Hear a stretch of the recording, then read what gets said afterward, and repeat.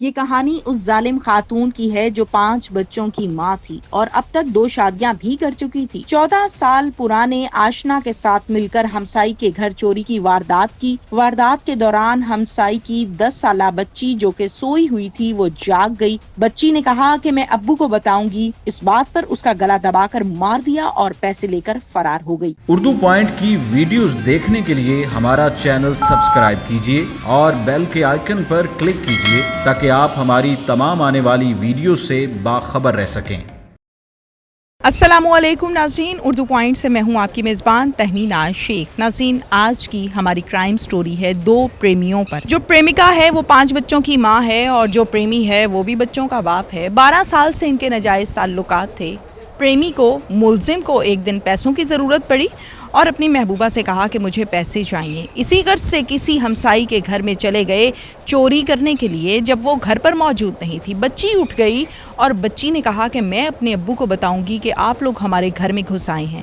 یہ جملہ سنتے ہی ملزم نے وحشیانہ انداز میں بچی کا گلا دبا کر قتل کر دیا۔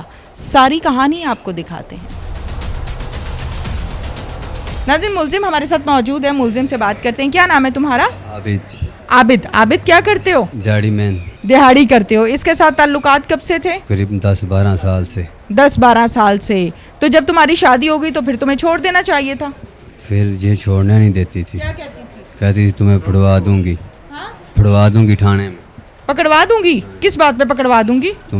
پہلے تو میرے ساتھ رہا، اب تو مجھے چھوڑ کیوں رہا ہے؟ وہ تو کہتی ہے پتہ نہیں تم نے کوئی تعویذ دھاگے کیے ہیں اس کے اوپر، پتہ نہیں کیا تم نے اس کو جادو کیا ہے۔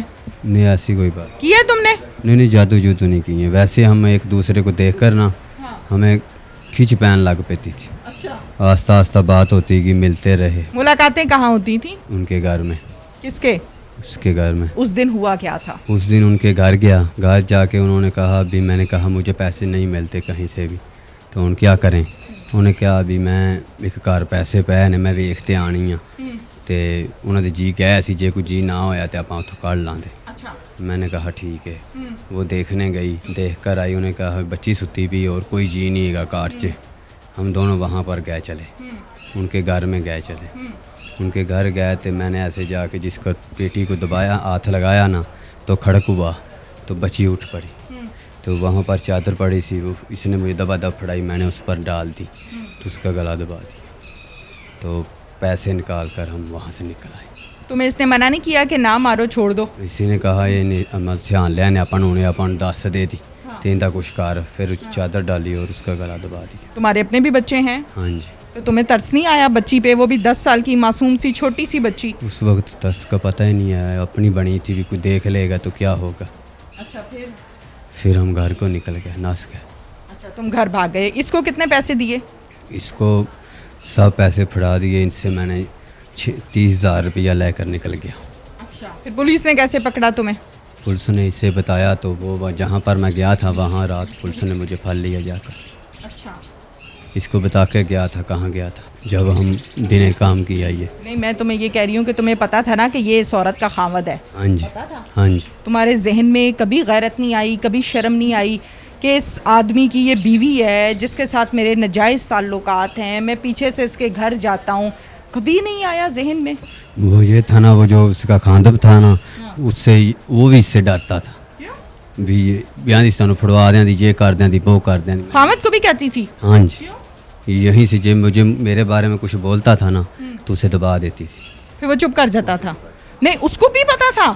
نہیں، پتہ نہیں سا تھے۔ تو پھر کیا تھا؟ ابھی تو تم بتا رہے ہو۔ ابھی اس کے گھر میں جاتا تھا نا تو وہ کبھی آ بھی جاتا تھا نا، تو کسی یہ کی لینا آتا یا کہنے واسطے آیا، میں آخنا کام آیا تو انہیں کوئی رولا رالا پاؤنا تو انہیں دبا دینا۔ اچھا، یعنی تم جب بھی اس کے گھر گئے ہو، اگر اس کا خامد بھی اوپر سے آتا رہا ہے؟ ہاں، دیکھا ہے اس نے؟ نہیں دیکھا نہیں، ویسے او میں نہیں دیکھا، ویسے بیٹھے بوٹھے گھر جاتے ہیں نا تو بچوں کو بیٹھا تو میں کسے لے آ جاتا۔ ناظرین، ملزم کے سارے بیانات آپ کے سامنے ہیں۔ ناظرین، ملزمہ ہمارے ساتھ اس ٹائم موجود ہے۔ ملزمہ سے بات کرتے ہیں کہ ماجرا ہوا کیا، یہ کہانی کب سے چل رہی ہے اور یہ محبت کا جو سین ہے جو پچھلے 11-12 سال سے جاری ہے، اس کی کیا کہانی ہے؟ کیا نام ہے؟ الفت نام ہے۔ الفت، ذرا اونچی آواز میں بات کرو۔ شادی شدہ؟ ہاں جی، کتنے بچے ہیں؟ 5 5 بچے ہیں۔ خامد کیا کرتا ہے؟ दिहाड़ी करता है, घर अपना है जी। अच्छा, अब मुझे बताओ ये दूसरी शादी है? हाँ जी। अच्छा मुझे ये बताओ कि इसके साथ मामलात कैसे सेट हुए थे तुम्हारे? क्या नाम है तुम्हारे आशना का? आबिद नाम है। कब से ताल्लुकात हैं तुम्हारे इसके साथ? 10-12 साल से। 12 साल से। शादी को कितना अरसा हुआ है? नहीं हुआ। 12 साल शादी को और 12 साल आशना को। कैसे गपशप हुई थी आपस में? ये उधर मेरी मासी घर में जाने उनसे मासी थी घर हाँ ਤੇ ਪੁੱਫੀ ਦੀ ਘਰ ਤੇ ਇਹ ਉਧਰ ਜਾਂਦਾ ਆਂਦਾ ਸੀ। ਅੱਛਾ। ਰੋਟੀ ਬਾਟੀ ਪੀਂਦਾ ਸੀ ਉਹਨੇ ਬੰਦੇ ਨਾਲ, अच्छा ਉੱਥੇ ਰਗੜ ਰੁੜ ਕੇ ਪੀਂਦੇ ਸੀ। ਤੇ ਮੇਰੀ ਸ਼ਾਦੀ ਉਸ ਗਲੀ 'ਚ ਹੀ ਹੋਈ ਤੇ ਮੈਂ ਉਹਨਾਂ ਘਰ ਆਂਦੀ ਜਾਂਦੀ ਸਾਂ ਤੇ ਇਹਨੇ ਮੈਨੂੰ ਵੇਖ ਲਿਆ, ਵੇਖ ਕੇ ਤੇ ਮੇਰੇ ਮਗਰ ਲੱਗ ਗਿਆ।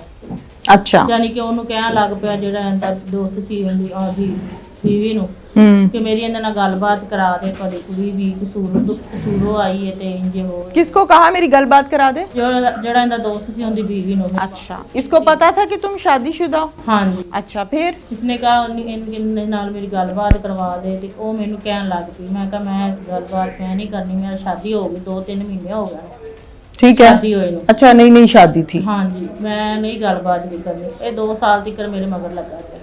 कैसे? ਯਾਨੀ ਕਿ ਜਦੋਂ ਰਾਹ ਗਲੀ 'ਚ ਕਿਤੇ ਦਿਸਣਾ ਦੁਸਣਾ ਇਹਨੇ ਮੈਨੂੰ ਕਹਿਣਾ ਕੀ ਹੁਣ ਤੇਰਾ ਕੀ ਜ਼ੇਨ ਹੈ, ਕੀ ਇਰਾਦਾ ਹੈ, ਕੋਈ ਗੱਲਬਾਤ ਕਰਨੀ ਹੈ ਜਾਂ ਨਹੀਂ।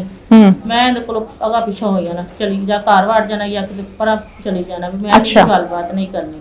अच्छा ਇਹਨੇ ਉਹਨੂੰ ਕਹਿਣਾ ਕਰਨਾ ਜਾ ਕੇ ਵੀ ਭਰਜਾਈ ਉਹਨੂੰ ਕਹਿੰਦਾ ਭਰਜਾਈ ਮੇਰੀ ਇਹਦੇ ਨਾਲ ਕੋਈ ਗੱਲਬਾਤ ਕਰਾ ਕਿ ਮੈਨੂੰ ਨਾ ਆਪ ਸਿੱਧੀ लाइन ਤੇ नहीं आती भी ਵੇਖ ਲੈ। फिर आखिर 2 साल के बाद तुम मान गई? 2 साल के बाद मुझे पता ही नहीं चला मैंने दिमाग को क्या हुआ, मैं इसको देखती फिर आप लोगों की मुलाकातें कहाँ होती थी?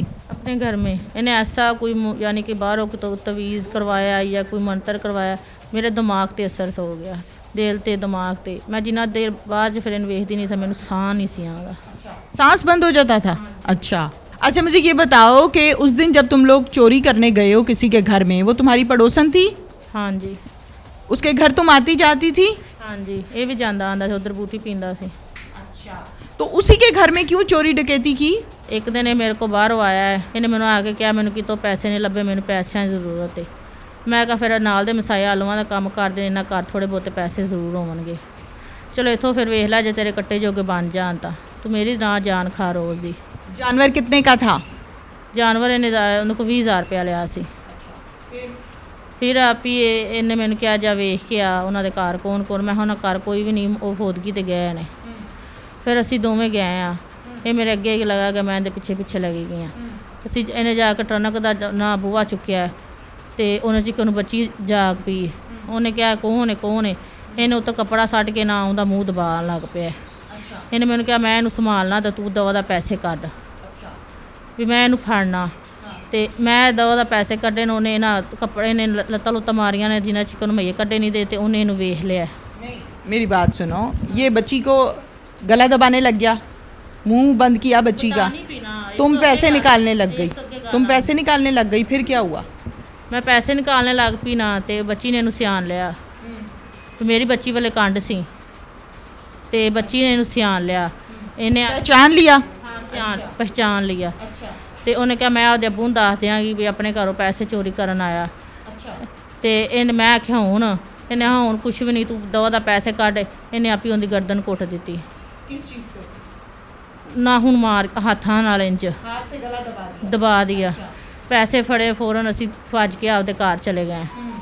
उत्थे जाके मेरे को मैनू इन्हें ना जेब च पैसे, राह च गली च इन्हें मेरे को पैसे खो लैने जिस छापर च सी, तो इन्हें मेरे जाके ना उत्थे पैसे 5-5 हज़ार वाले जेह्ड़े उत्ते वाहवा नोट सी ना, वो इन्हें आप फाड़ के जेब च पा लैने ने। मैं कुछ दे कट्टे दे देने ने, तो कुछ मोबाइल मबूलों का कुछ खर्चा करना, आ जेह्ड़े थोड़े जे पैसे ने ना ये तू रख लै। पता नहीं आप मैं गिने नहीं थी, वो मैं मरामदी करवा दी है। मैं इन्हें हमें पैसे घर ना रखी, पैसे किते होर रखी, मैं आप ही उस टाइम ही ये भी बाहर निकल गया, मैं भी बाहर निकल गई इंदे मगर ही। मैल जाके उधर मेरी पुप्पो दी धी हैगी, उन्होंने पेटी च रख आई बस। अच्छा मुझे ये बताओ कि तुम ये नहीं चाहती थी कि बच्ची मरे? नहीं, मैं नहीं चाहती थी बच्ची मरे। मेरे तुमने नहीं मारी?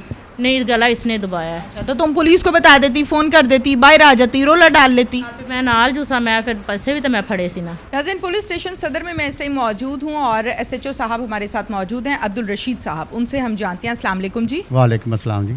रशीद साहब बताइए, कब कॉल मौसूल हुई, कैसे बंदे ट्रेस किए? और 28/4/2021 को तकरीबन 5 बजे हमें कॉल 15 पे कॉल मसूल हुई कि मौजिया कुतबा इलाका थाना सदर कसूर में 10 साल बच्ची का मर्डर हो गया है।